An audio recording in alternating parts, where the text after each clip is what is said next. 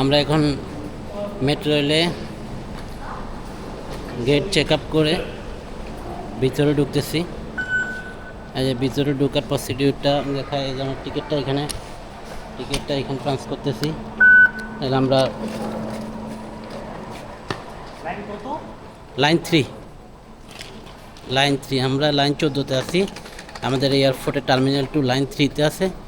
এখন আমরা লাইন 3তে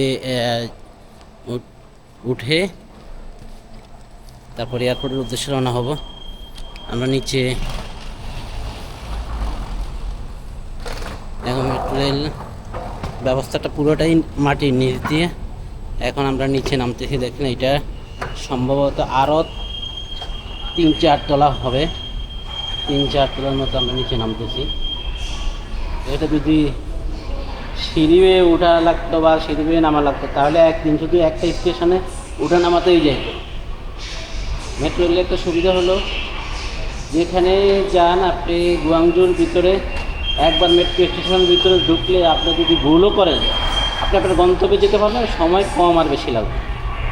এটা একটা সুবিধা এই মেট্রো রেলের। আমরা স্টেশনে চলে এসেছি অলরেডি। আমরা এখন মেট্রো রেলে উঠবো। এটা আমরা আছি ইয়াংজিয়া রোডে।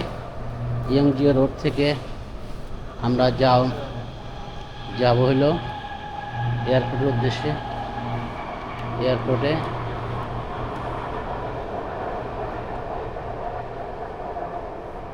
আমরা মেট্রো রেলে উঠে আবার আপনাদেরকে দেখাবো।